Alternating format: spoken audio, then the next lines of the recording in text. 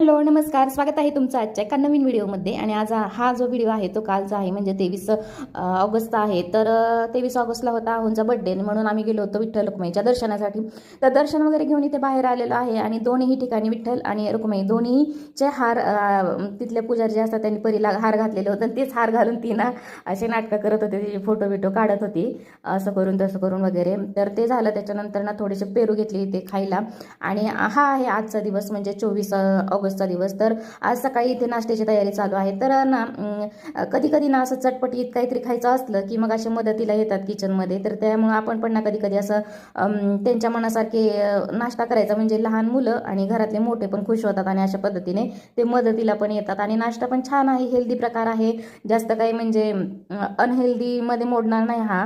तर बऱ्यापैकी इथे ना आपण सगळ्या भाज्या यूज करणार आहे याच्यामध्ये, ह्या नाश्त्यामध्ये. आणि फक्त ब्रेड आहे. तर ब्रेड पण म्हणजे आपण काही नेहमीच रोजच खात नसेल तर काही इतकं वाईट नाही आहे त्याच्यामुळे.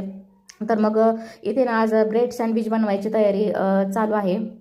तर त्यांनी ना सगळ्या भाज्या वगैरे मला खिसून दिलेल्या आहेत इथे.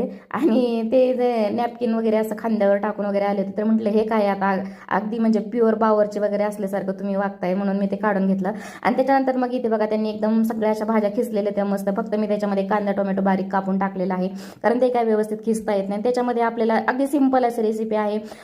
टोमॅटो केचप टाकायचं आहे, ते नसेल तर मी इथे पिझ्झा सॉस टाकलं होतं, टोमॅटो सॉस नव्हतं म्हणून. त्याच्यानंतर मेयोनीज टाकलं आहे, थोडंसं ते ऑर्गॅनो हे ते असतं ना ते टाकलंय. मीठ टाकलं थोडंसं, ऑर्गॅनो सीझनिंग होतं हे, तर ते टाकलं. घरात होतं म्हणून टाकलं, नाही टाकलं तरी चालतं. आणि त्याच्यानंतर त्याचं पूर्ण असं मिश्रण करून घेतलेलं आहे.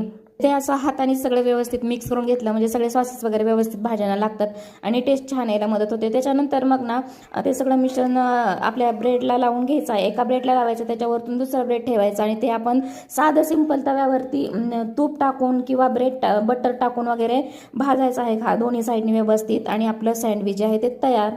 तर अशा पद्धतीचा नाश्ता बनवून द्यायचा, खाणारे पण खुश आणि आपण पण खुश. तर कसा वाटला आजचा हा व्हिडिओ?